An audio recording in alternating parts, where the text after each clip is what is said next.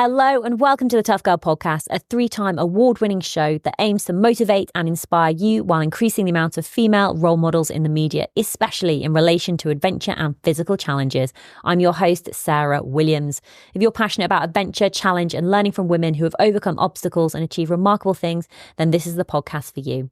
Every Tuesday at 7 a.m, new episodes go live featuring incredible women who share their stories, insights and tips to help you achieve your dreams and goals.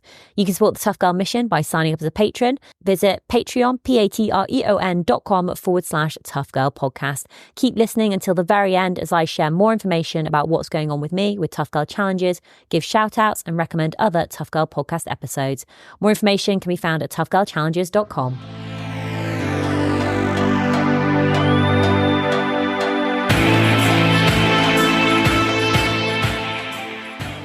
My name is Pelumi Nubi. I was born in Lagos, Nigeria, where I spent my early years, so to the age of 10, and then relocated to the UK.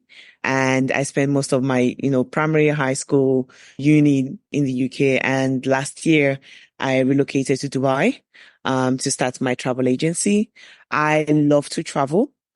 I was actually bullied as a kid, and that allowed me that resulted in me, seeking kind of like comfort with books in the library. Later on diagnosed with dyslexia, but because of that, as a young child, I usually gravitated to like visual books. So stuff that had like images and pictures, and those usually were travel books. So that seed was planted from a place of pain, but, turned into something very beautiful, where those places I once saw in the book, I've been privileged to actually see them in person. I've visited over 80 plus countries. And my goal really is to show people that traveling can be easy, safe and doable, especially as a solo female traveler, and just really showcase that the world is our oyster and we can visit and explore and do amazing things. I went on to study science. So I have a undergrad degree, a bachelorette in biomedical science. I then went on to do a PhD in cancer research and human genetics, which then was ended really drastically or because of the global pandemic in 2022. So I had to do a big pivot of my life whereby I was, from science to this thing that I always found passion in, which was travel. So I went on to co-found a travel magazine called The Black Explorer, and that just woke up fate or restored fate or hope in me.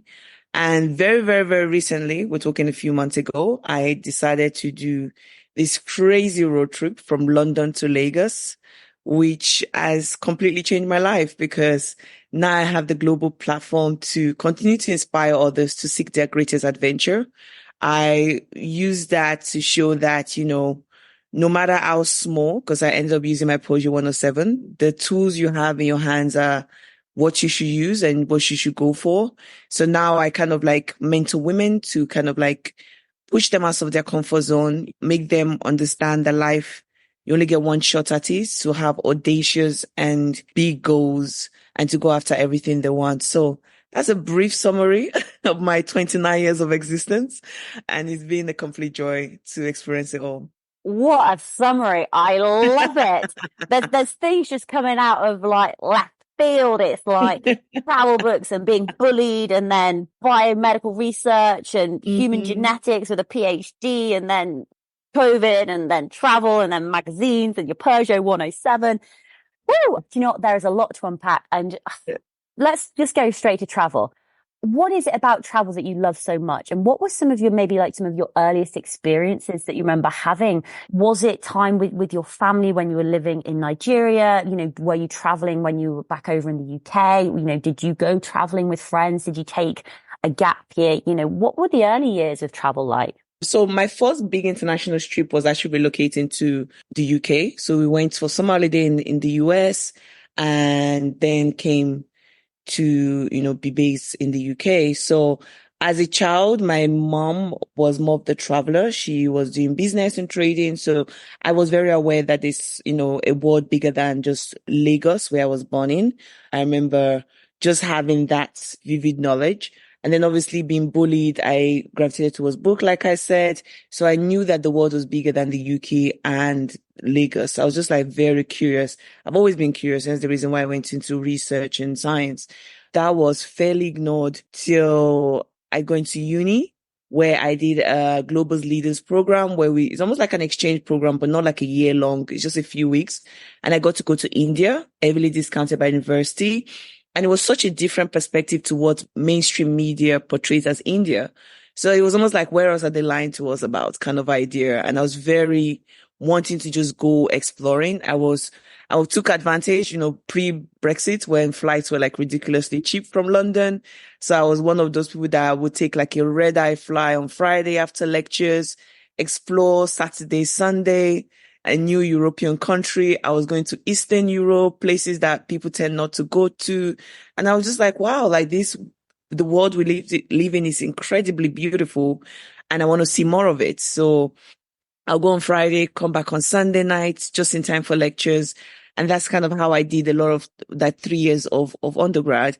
And then it became just documenting it on social media and growing that following and community over time. And I was like, this is possible for you as well. So those are kind of like the early stages of my travel journey. Let me get this. I mean, hearing about, your undergraduate degree in, was it biomedical science, and then, Yes. doing your PhD in cancer research and human genetics, and then almost doing this pivot, like you said, to travel full time. Do you ever get pushback from family or from friends sort of saying, but all this studying, like, and I hate to say it, but like, what a waste. What a waste. Yeah. Like what a waste. What are you doing with your life? You're traveling when you could be curing cancer. Especially with this new industry of, content creation being fairly new and, sometimes seen as a joke. It was definitely, there was a level of pushback from a Nigerian, upbringing, Nigerian parent. But I'm really blessed to have very open-minded parents whereby they knew how important it was for me. I quickly showed them kind of like the impact I was making in terms of people saying they've pushed past fear and they've done their first solo trip and all of that stuff. So they really quickly understood how important it was for me. And I think being able to grow my portfolio, of being able to have some level of stability in terms of income, because that's what they really fear. Is most times they're not concerned about the career. It's more like, can you feed yourself and would you be okay? So I think just elevating that and showing that this is a viable career choice, especially with the most recent success, it definitely is their concern a lot more. But I always tell people, look, there's no such thing as wasted knowledge. Every single thing you do, you learn, every skill can be extrapolated, can be used in a different setting. My favorite example is Ben Carson. He wrote in his book, Gifted Hand. He's a neurosurgeon. And it was like he went to a neurosurgery interview to get a medical kind of like, placement, walked into interview. He was passionate about classical music. The interviewer was playing classical music behind. They spent the whole 45 minutes talking about classical music. He got the job. Like, you just don't know how, the knowledge you have can be used, especially when I was planning my London to Lagos road trip. I was using so much of my research background to plan it because it needed to be detailed.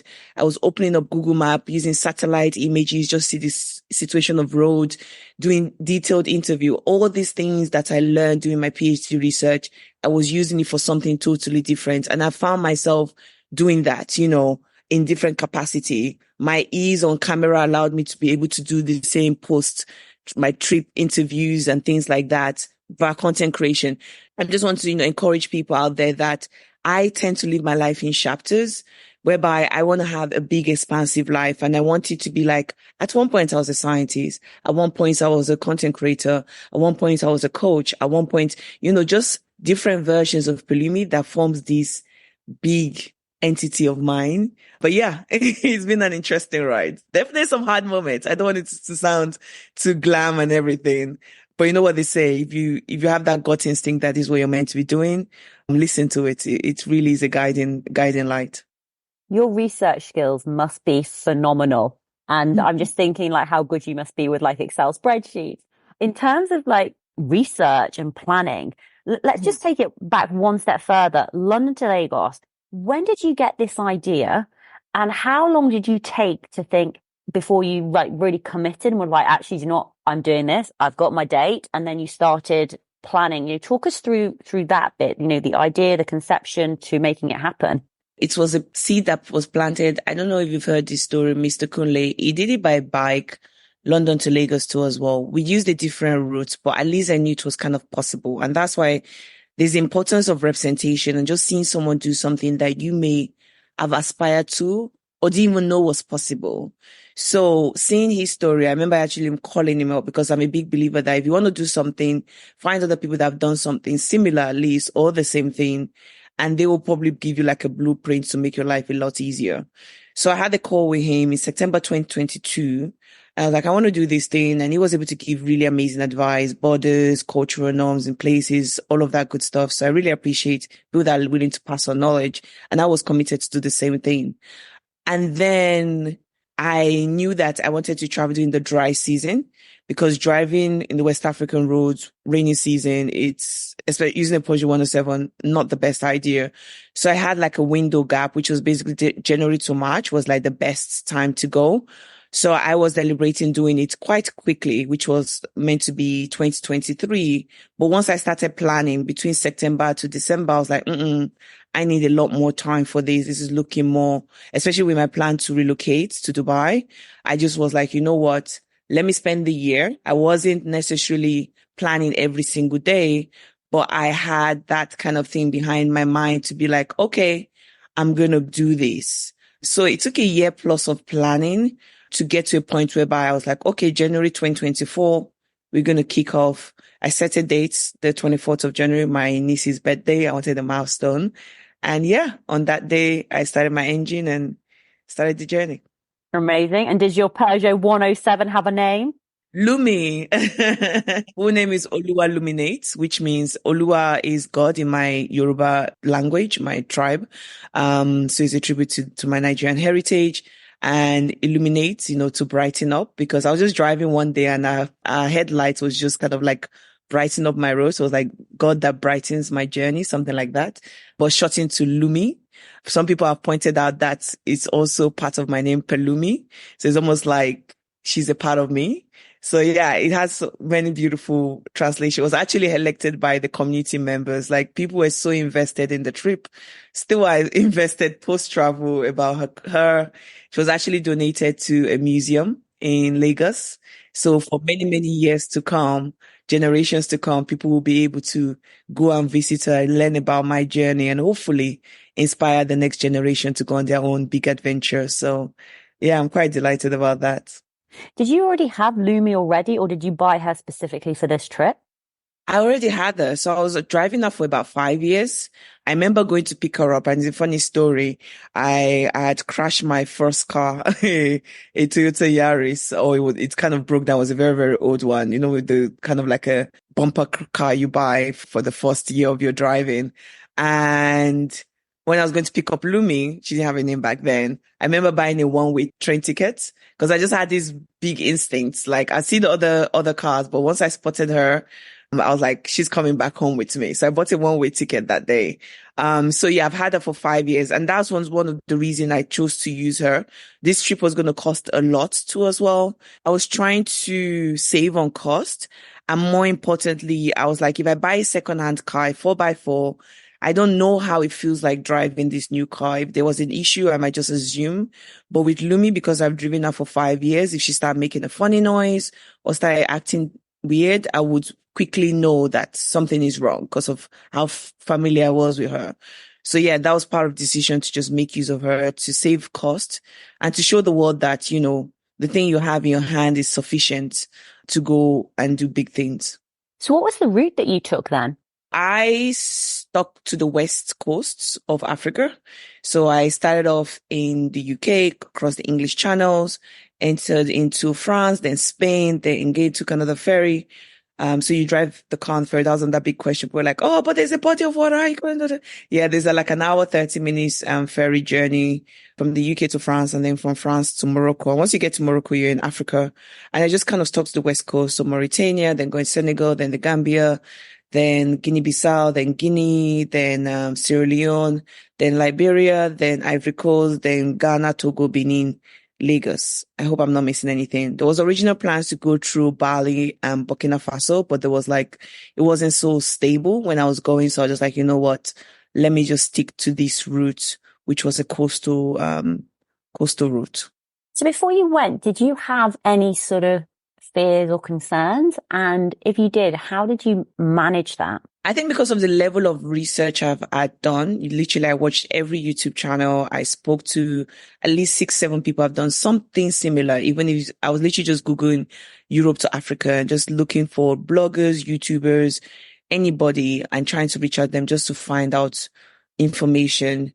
So the level of detailed information has gone. I was concerned about being a female doing this solo. Usually trips like these, they're expedition. They are with a group of people. So in charge of logistics, cooking, medic, you tend to go, or at least a 2 people team. So doing it by myself was definitely a concern and wanting to document in a way that I could have for future reference and all of that. So I knew I was going to be juggling multiple things. My concern definitely was safety. So I make some decision like, not driving at night, having an air tag so my family can track me, just putting precautions or measures in place to make sure I was as safe. I wasn't posting in real time, just things that would just keep me safe while I was out there. But I was honestly more excited about the journey than the fear. To me, it made sense. I knew it was big and audacious, but definitely when I announced it to the world, I got a whole lot of opinions, which were very interesting. And that was more of what I had to work on, the mindset to keep me going despite the naysayers and everyone having an opinion about the journey. With regards to mindset, I mean, I don't even know how many comments that you must have got, but problem is when like strangers or people who you don't know make comments. Like I get it on like some of my YouTube videos, like they'll be like 30, 40 comments, just like, it's such a beautiful walk. I'm so glad you vlogged it. It was so great. And then there's one person like, the music was crap. You don't have much of a personality. You know what I mean? Like a few little jabs, which almost like seep in. And even though you have like thousands of great comments and people really supporting you. And in terms of mindset, like how did you manage that? What were your tips for dealing with that? You're so right. It's so easy to get fixated on the negative stuff. And it's so weird that the mind plays that trick on you because you can clearly see all the support and all the love, which is like 99% of what I got. It was a lot of prayers, well wishes, but there was, like you said, that 1, 2 comment that it just throws you off so much. You're just like, damn, So number one, just again, like you said, reminding myself that I am loved and there's people that have in my corners, and the opinion of someone that has internet and a keyboard should not determine my mood, especially when I'm doing something that they cannot even phantom doing. And I'm out here doing it, when being called crazy and all of that. I began to take it almost like a compliment because I'm like, look, I am doing something that someone cannot even comprehend. Like they can't even think about doing it themselves. And I'm out here doing it. So I think shifting that mindset towards that positive. And like I said, it was hard. There were days I did not want to be on social media or I just refused to read comment because I just knew I'll be triggered. So I put some measures in place. But sometimes when I'm reading, once I see that it's going sideways, I quickly just scroll. And it took a lot of self-discipline. It took a lot of self-controls, especially when, it got to the other side of the social media network of bloggers and people that genuinely don't know about your story, don't know anything about you. It's just this crazy girl that is doing this crazy thing. So yeah, it was just a lot of self-discipline and self-control that I myself didn't even know I had within me that was able to be revealed because I just refused to read comments sometimes, especially on some particular social media network because I was on Instagram, TikTok, YouTube, Facebook. So there were some that were just a lot more aggressive that I was just like, I'm not going to engage with this. I'll post and just disappear.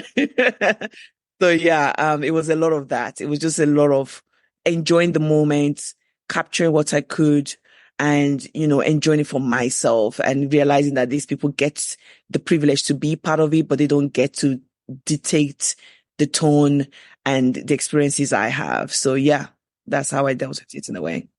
So obviously you had the goal of driving to Lagos from London, but did you set yourself like anything else that you wanted to achieve on the journey that you were like, actually, I want to work on this or I want to do this, whatever it may be? Did you have like sort of other sort of like micro goals or smaller goals? Yes, I had a couple. So another one, honestly, when I first started, people were like, why are you doing this? And it was like, just because I want to, And then I realized that, okay, maybe I'm not really thinking deeper about the layers because I, number one, wanted to do something big and audacious. Like I said, with my PhD degree, it ended and it left me feeling almost like a failure. I've put so much into it. I put so much into it and then I wasn't rewarded. Like I didn't get to become co-doctor or whatever. So this was something big that I could complete. Sometimes we have to re-narrate the narrative we tell ourselves because, if I could do this, as I told people, it was like a personal journey for me. And that's why despite all the obstacles that came, I was just trying to bounce back up because it was like I needed, I needed to finish this journey to rewrite that narrative of how I felt about myself in that season. So that was the first goal. Second goal, I was like, look, I'm not telling you guys to quit your 9 to 5, but I'm saying if at any point you looked at London to Lagos, Nigeria by a solo female traveler and you considered impossible, maybe now you've seen me do it and finished it, you can turn around and look inside your own life and say, oh, I thought starting a business was impossible. Clearly, maybe I was wrong about this London to Lagos road trip. Maybe I'm wrong about starting a business. Like maybe I could actually do it. So it was almost giving, women especially this permission slip of doing things that they've once considered impossible. So that was very important to put that message out there. I wasn't trying to break any record per se, even though I could have if I wanted to, but it wasn't the point. And more importantly, I was trying to showcase that travel was possible and representation within the overland community. I just did not see people that looked like me. Like I said, I did so much YouTube videos and blogs and there was not enough representation or at least, promoted by mainstream media. So I was determined, like I released a press release, got into CNN, Forbes, Essence, all these global platforms that hopefully would inspire other Black solo explorers to go on overland trip. And finally, it was more about showcasing Africa. Again, I didn't feel like it was being represented quite well in mainstream media. I wanted to show the grandness of it. So I did things like riding the iron ore train known as the Snake of the Sahara in Mauritania. I visited the largest church in Yamoussoukro, the Lady of Balisca, the largest church in the world. I saw the largest statue in Africa in Senegal. So really just showing the tourism, the landmark, the beauty of the continent, the food, the culture, the people. So it wasn't just a drive. Like I told people, if I wanted to drive, I could have done it in 2-3 weeks and I'll be done with it. I'll broken the record and that would have been it. I wanted it to be more, immersive, more slow pace, more showing the beauty of the place and just the things I normally use my platform for. So those were some micro goals I had in between. So what did your routine look like? So how structured, unstructured? I mean, I'd be like, I can't park anywhere. Oh my God.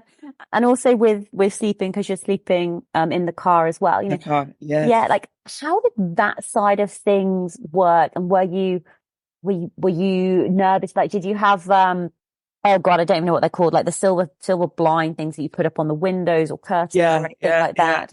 Yeah. So talk more about the routine and actually living out of your car and sleeping in your car. Little Lumi. It was chaotic at best. Let me not lie. It wasn't, I don't want to glam it up. I converted my car. I got some from Tax Rabbit and they put in some panels, wood, which was great. I got the foam from Amazon for 30 quid. So it wasn't the most comfortable thing to sleep on. But again, I was trying to save on cost and just, camping while sleeping under the stars. It was just things I wanted to do. It was part of my bucket list of just experiencing in life. It was different from day to day, honestly. Some days I had 12 hours drive. Some days I had one. I think most time I was able to get in before sunset, grab dinner in the place I am, maybe explore a little bit before it got too dark. And then first thing in the morning, obviously you don't want to be brushing your teeth on the side of the road at 8 a.m. when people are going to work. So I was probably awake with the sun, which was like 6, kind of early in the crack of dawn. just getting myself together. I had the blackout curtains. I personally cannot sleep with the light on in my home. So I knew I had to get them. So I had blackout curtains for all the windows, and the front I kind of used like, these winter shield things, like when it's snowing, just to protect the windscreen.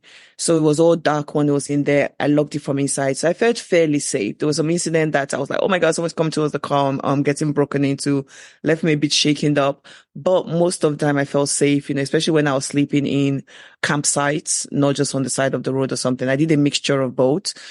And yeah, that's kind of how it went. It really was. Sometimes I felt like I was a digital nomad because, like I said, I was trying to update content as we go, which means I had to go to a cafe and use Wi-Fi and answer email, especially with the media and just keeping up with that.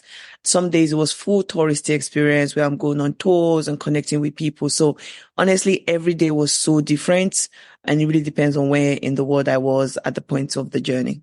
How easy was it meeting people and connecting with people along the way? And did you ever get sort of not lonely, but a little bit like, oh, I wish I had like like somebody in the passenger seat? Definitely. Loneliness is something that you don't talk about when you're driving solo, but that was a very big issue. There were just some memories you wanted to share with someone. I think it was in Mauritania. I was looking at a sunset, and it was honestly one of the most beautiful sunsets. I've seen an incredible sunset in my lifetime, but there was just something special about this. And in that moment, I wanted so badly to share it.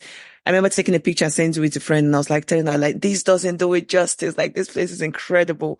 So yeah, like there were those moments where you just want to have like, remember when, when you're talking to friends and you can say, oh, remember when we were in blah, blah, blah. But with this journey, a lot of it was just for me. And like, remember when I did it, and it's just my memories that has it stored, which is sometimes sad, but yeah, there were definitely moments of missing home, feeling a bit homesick, especially as a woman, especially when you're going through all your hormonal during the time of the month, and just feeling really not bothered to drive, and all the emotions are raging through you, and you're just like, okay, I just want to go home. So there were moments like that too as well. But I'm a social butterfly. I can kind of talk to anyone and everyone. I think some struggle was also like language barrier, even when you want to engage, if they don't speak English or I didn't speak the language, there was definitely that issue. I tried to use Google Translation and, drawing and trying to find words, but there was definitely that barrier too as well in some places. But yeah, people were friendly. I always tell people, look, a smile is is a universal language. People feel the energy if you coming wanting to be good and, support locals and all of that. They tend to replicate that energy back to you.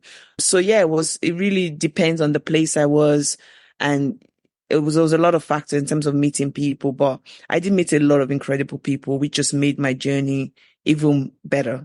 Before this trip, had you visited the countries that you traveled through, like Morocco and Sierra Leone, etc.? Had you been to those countries before, or was this sort of a new experience for you? So for the Europe part, so France, Spain, Morocco, I visited before, and the ending, the Ghana, Togo, Benin, Lagos, I visited before. So that middle bit from Mauritania all the way to Ivory Coast, that was my first time visiting those regions. So yeah, it was fun to see the West African regions. Found that we are more similar than different, culture, food, music. There was some overlaps, and it was just quite nice to see that connecting factor. But yeah, there was some mixture of old and new places throughout the trip. I mean, because what can happen quite a bit of the time is like Africa's like almost just like lumped together as like one, a bit like Europe. Like, it's like when Americans come to Europe, oh, I've been to Europe, and actually they've been to UK, France, Italy, Spain. There's always, like other places. What were the biggest sort of lessons for you traveling through West Africa? Some of those highlights, some of those, moments that you experienced, and you're just like, this is not shown or shared, especially sort of on, on mainstream media. Yeah, you are right. That was when I was having, when we were running the Black Explorer, that was our last issue, which is Africa is not a country. Because I had someone look me dead in the eyes and was like, what's the capital of Africa? And I was like, wow, okay. So I definitely want to change that narrative of, look, this is 55 countries within the continent, and each one has, yes, sometimes similarity, like I said earlier on, but very, very diverse in language and culture and beliefs, in cultural norms. Like, it's just so much diversity. I definitely was inspired by just like, going to places and seeing their way of life. It could be small things like the way they back their kids. So, some of them put like the full wrapper on the back. Some people do cross row across the chest. Like there was just unique distinction, some places were dominant of Muslims, some were kind of like, speaking French as the dominant language. So there was culture, there was language, there was belief system. But in terms of beauty, like I highlighted, there was Mauritania, which is so underrated. I barely ever see anything on mainstream media about Mauritania. And that is such an incredible place to visit. You go in there, go to Atta, go to Shingriti, go to all these places, you get to see cultural immersion without looking for it, and then, you make your way towards Senegal, which has amazing food and cuisines and art and music, and the Gambia, just incredible beaches, surfing there, 10 out of 10. It's just amazing. And then, you keep going all the way down west, where you are in Ghana, which is just again very diverse, very different. I spoke about the largest church in the world, like, just the grandness. You feel so small in the midst of it all. Like it just so many highlights, that we need to do better when we are talking about Africa. That is not just this poverty driven aid and send food and help these people. We are build wells and exactly. We have wealth and just so much cultural, economical, a lot. You mentioned about a train trip, and I think I might have watched like a video on this with Yes Theory. Is that the same? Is that the same train trip that I'm thinking of? I'm thinking might be, is it the 12 hours where Yeah, you carry like coal? like on a coal train or Yes, something. it's the same Yeah, one. It's the same one. I'd love to hear more about that experience because you actually do you just like you hitch like you have to jump on the train. Is that right? Yeah, so you're basically hitchhiking. I'm not just trying to glamorize it because there's definitely, controversy around it in terms of safety and legally and all of that stuff. But what is basic an idea is an iron ore train. It's about 3 kilometers, so one of the longest train in the world. It has no exact arrival time. You just kind of wait around and hope it comes. And when it comes, you have like about 7 minutes, 7 minutes windows to get in before it keeps going. I took it from Chum and Chum to Nuadebo, which is by the coast. So it's basically this iron ore, literally. You have to dress specifically for it, preferably in clothes you don't mind throwing away because the cold goes everywhere. You have the ski glasses on, you have a turban on because it gets cold in the night. But you're literally sleeping under the stars. And it's like one of these once in a lifetime experience. I don't think I will willingly do it again and again and again, but it was something that for adventure, thrill seeker, thrill junkies is one to add to your list.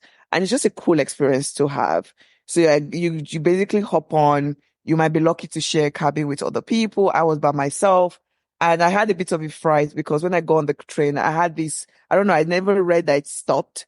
So when it suddenly jammed or screeched to a stop like 2 a.m. in the morning, I was petrified. I was like, oh gosh, we are getting ambushed. I had, you have a very, very colorful imagination. So I was just like, oh my God, this is it. This is the end. I'm by myself in the middle of the Sahara Desert. It turned out they were just picking up new passengers. There was actually loading a camel, which was making the wildest noise. And I thought it was just the craziest sound I've ever heard, but it was just a camel being loaded on.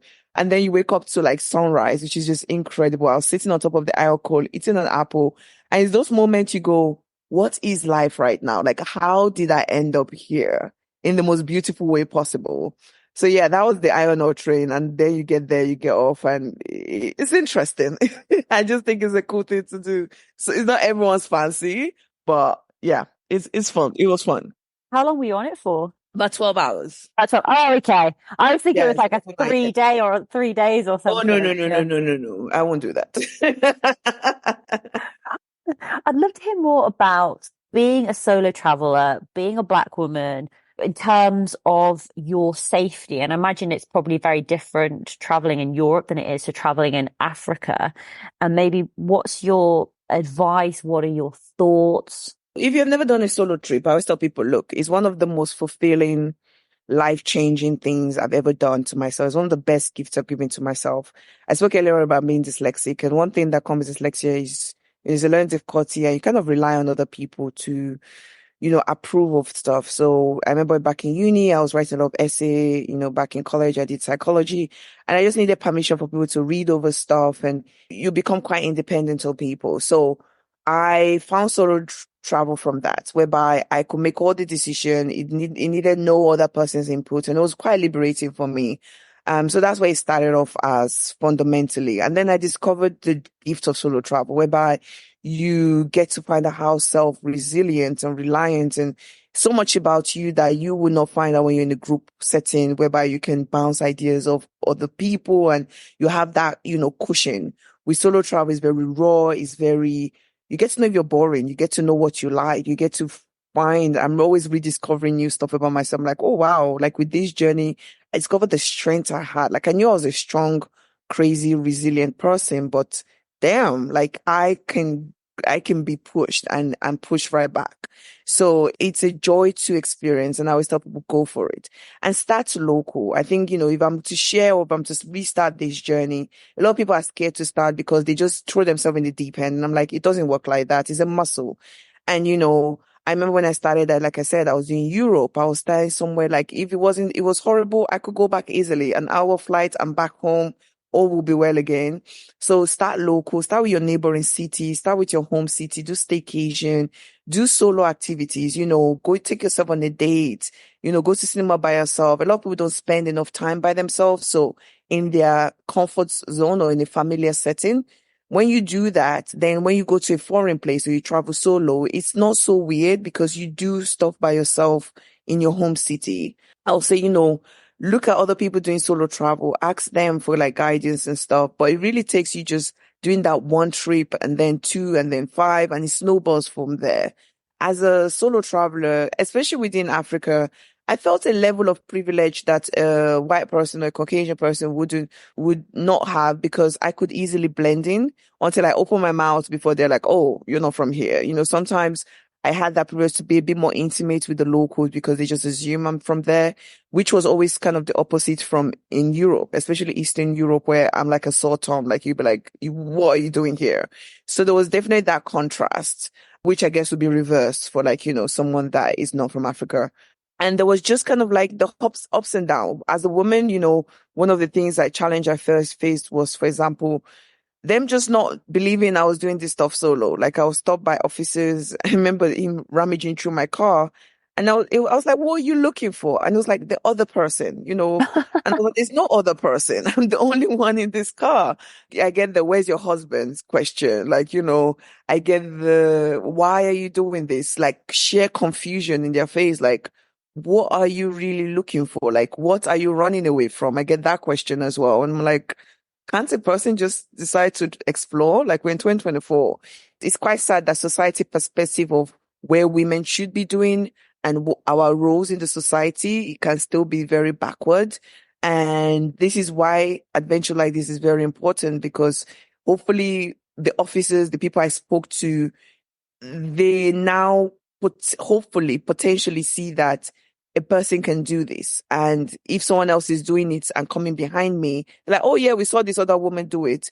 They're not so foreign. They're not so strange to that concept. But yeah, I definitely had my challenges being a woman and being in a situation whereby I did not feel safe. I've vlogged about this. YouTube has all the juice, by the way. Pelumi Nubi _ if you're curious. When I was in Morocco, I was up in the Atlas Mountain and it was cold, at least it's always colder up in the mountain than down below. So normally I camp in my car, but I decided to take a place. And I remember the guy, I can't remember exact prices, but it was like, oh, if you want the room, it's $50. But if you want the room and a massage, it's $30, something like that. Oh, Not exactly. I was like, no, thank you. I do not want the massage. It then went on to, because it was so cold, I gave him my hot water bottle. I went to the shower to try and warm up and he come back with the hot water bottle, knocks on my door. Thank God I always lock my door and everything. And it was like, oh, and I was like, I'm in the shower, leave it outside. And this guy proceeds to try and open my door. And I'm like, what in the world is going on? I then had to place order for food. So I go downstairs, try to eat as quickly, because this was the first meal I've had that day, eat as quickly as possible and make my way upstairs. I was about to go, he grabbed my ties and go, what about that massage? And the anger, I was fuming at that point. I remember just slapping his hand off my time, like, And I don't think I was even defending myself. I think I was defending every woman that has ever felt that they cannot solo travel because of the sexual harassment, the things that they face. And I was like, don't you ever touch a woman like that. Like, and this is the lived reality. To be wrong for me to be like, oh, just solo, just explore the world. No, it's sad that as of 2024, women still have to Google, is this country safe? Is this place safe? And yeah, I encourage people to do it, but I am very aware of the risks that come with it. It's quite sad, but that's the truth. It's also something you shared earlier about, like the gut instinct. Mm, It's something that you almost, well, to be honest, women have been learning and developing it. It's just making sure that you're tuning in. It's like, because I know when I'm traveling, I'm constantly analyzing, do I feel safe? Is this person, do I want to spend time with them? Can I have a drink with them? Do I not need to drink with them? All the time. So, and it is just, like you said, just it's part of the reality and something that we can't shy away from, but we shouldn't let the fear yeah, stop us from going out there, exactly. living our dreams. Incredible. So you drove solo by road from London to Lagos with the 3 ferry rides. You covered over 10,000 kilometers in 74 days. You have shared it on social media. Where are you most active on the socials? Where can people connect with you? Oh my God, I'm everywhere. I was like, I want to get the old, the young, the Gen Zs, everything. The most active is probably Instagram. So Pelumi.Nubi, full stop Nubi. So Pelumi, Pelumi, then full stop, the Nubi. And that's just like daily updates, especially post travel. Now I'm just kind of like showcasing the world because I'll keep traveling. It's a joy that people came and met me doing London to Lagos. But like I said, I've visited over 80 countries. So there's tons of content from my previous adventures, solo driving through Namibia, doing a solo trip from London to Lake Como, exploring, South America, Australia. It's just so much content on that platform. TikTok, I'm on there, same Pelumi.Nubi. YouTube, long form content, my favorite, because you can really see and feel the emotions. It has cost breakdowns, like really feels like you're on the journey with me. So yeah, there's always multiple ways to catch me on the platform. Fantastic. So you're currently living in Dubai, and what's next for you? What are you hoping to achieve in the next couple of It's a months? big question. I've signed some papers, so I actually cannot talk. Oh, NDAs, NDAs. I love it. That's very exciting. Very exciting. So many exciting. There's another big adventure being planned. So that's going to be exciting to talk more about that. But like I said, like I'm always on the go. I think one thing that has creeped up is a lot of people just feeling like, oh, Pelumi, how did you get this audacious? Like, what is the formula? What is the cheat code? And for so long, I was just like, just do it. I just do it. I just wake up and I just do it. And then, I've had time to reflect back and I'm like, no, I just don't just do it actually. I have some principles. I have some mindset things. I have some, daily habit that allows me to be able to dream of an idea, then go on to execute. So that's kind of what I'm building, just kind of like a masterclass where people can really learn, especially moving to the half of the year. People have so many goals for 2024 and they just need that spark, that start, that, permission almost. So yeah, I'm wanting to serve as many people that just feel like, you know what, I'm sick of feeling small or playing it safe. I want to do crazy things. So yeah, that's kind of like the thing I'm working on in this season. And before the next big adventure, I'll get me back on the road. Oh, fantastic. It's interesting because one of my final questions is basically, what's your final words of advice? What's your final words of wisdom? But please don't share anything. No, what do I normally say? I normally say, oh, please don't say, just do it.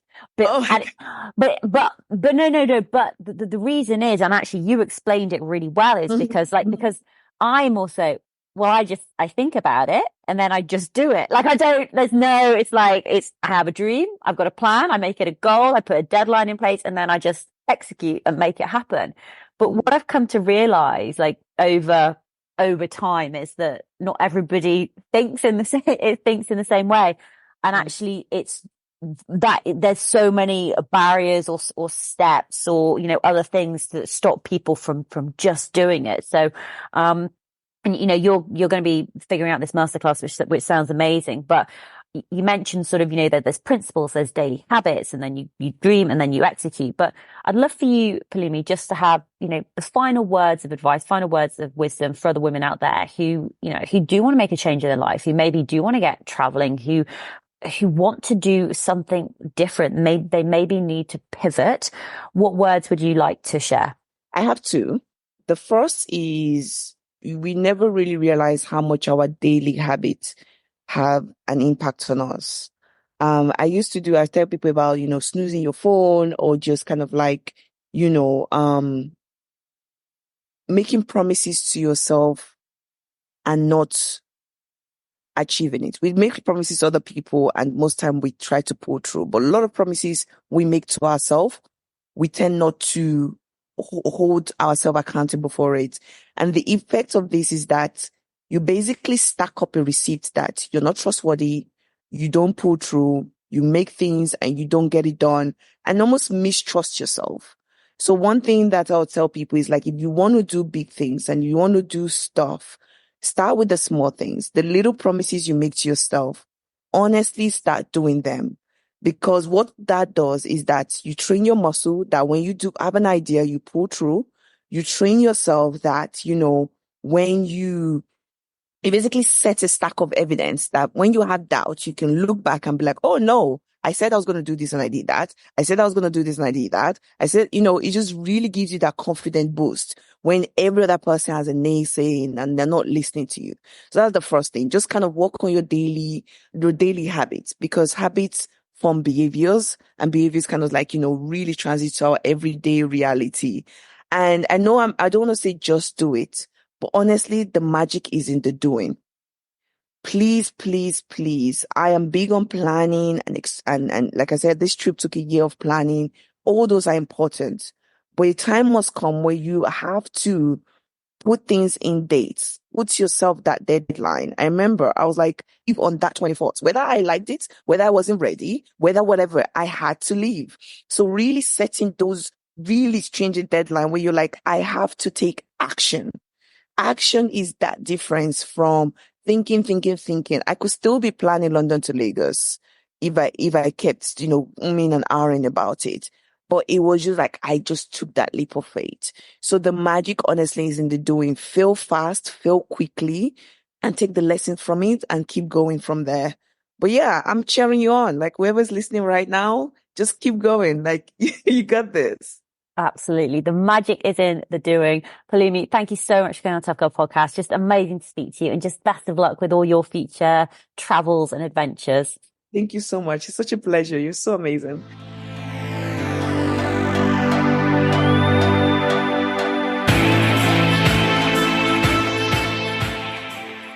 Hey Tribe, I really hope you enjoyed that episode with Pelumi. What an incredible woman, and a massive thank you to Ellen Piercy for recommending her for me. Like, what a conversation, what an inspiration. Everything that we have talked about today will be available in the show notes, so please do go and check it out. Just want to share a little bit of information about overlanding. So if you are interested in overlanding and want to listen to another podcast episode, then I've got the perfect one for you to listen to. It was recorded on September 17th, 2019. It's called Women Overlanding the World. So Women Overlanding the World began as a Facebook group where traveling women could congregate for information and community related to all things overlanding. After the first year, they had grown to an active group of over 1,600 members around the world. They started to realize that they had created something amazing and that something exciting was happening in the space. This is a little bit of, I'll say, quite a little bit of information they shared. Women are no longer listening to messages that say you can't or you won't. They are refusing to stay quiet in the predominantly male world of overlanding, off-roading and exploration. Women are out on the road. They are going where they want to go. They have expertise and knowledge. They are defining their own lives and redefining their own limits. So Women Overlanding hopes that the group, the website, the book and meetups and overland retreats will serve as a source of inspiration and be a catalyst for you to have the courage as you start your overlanding journey. So during this podcast, slightly different from other podcasts, we actually speak to the 4 founders. So there's Sunny, Karen, Taylor and Ashley. There is a lot of information that we cover off. So well worth listening to. That website is womenoverlandingtheworld.com, and the episode came out on September 17th, 2019. we are going to be speaking on the 9th of July, we are going to be speaking to Susan Smiley. She's a former Guardian editor and writer. She's now an author and sailor. She left her job to sail around Great Britain. She got to, she left and she got to Land's End. And instead of turning right to head off, on the journey up around Great Britain, she ended up turning left and ended up in Greece. So let me share a little bit more about this episode and what you can expect. So in this episode, join us as we delve into the captivating journey of Susan Smiley, a former Guardian editor turned intrepid sailor and author. Susan shares her remarkable story of leaving behind the comforts of her career to embark on an extraordinary sailing adventure from Great Britain to the picturesque shores of Greece. Through Susan's candid reflections, guests can expect to gain invaluable insights into the transformation power of following one's passions, overcoming obstacles, and embracing the unknown with courage and determination. From the highs of discovering newfound confidence in sailing to the lows of navigating personal challenges and unexpected detours, Susan's narrative serves as a beacon of inspiration for anyone seeking to break free from the confines of convention and chart their own course towards fulfillment and adventure. Throughout the episode, listeners will be treated to Susan's candid anecdotes and profound reflections on life at sea, shedding light on the realities of living life on the water and the profound sense of purpose and productivity that comes with pursuing one's dreams. From the exhilarating moments of getting caught up in the adventure to the sobering realities of navigating unforeseen challenges, Susan's story offers a rich tapestry of lessons and experiences for guests to glean from. Whether you're an aspiring sailor, a fellow adventurer, or simply someone in search of inspiration to follow your heart's desire, Susan's episode promises to leave you with a renewed sense of possibility and a reminder that, as she eloquently puts it, you can do so much more than you think you can. Don't miss out on the latest episodes of the Tough Girl podcast, released every Tuesday at 7 a.m. UK time.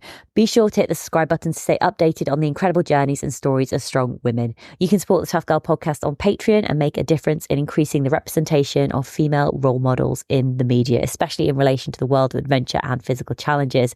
Your contribution helps to empower and inspire others. Visit Patreon, patreon.com/Tough Girl podcast to be part of this important movement. Thank you so much for your invaluable support. All that's left for me to say is, wherever you are, whatever you are doing, give it your all. Give it 110%. Get after it. Go for it. Believe in yourself, because I believe in you. Take care. Lots of love, and I'll speak to you soon.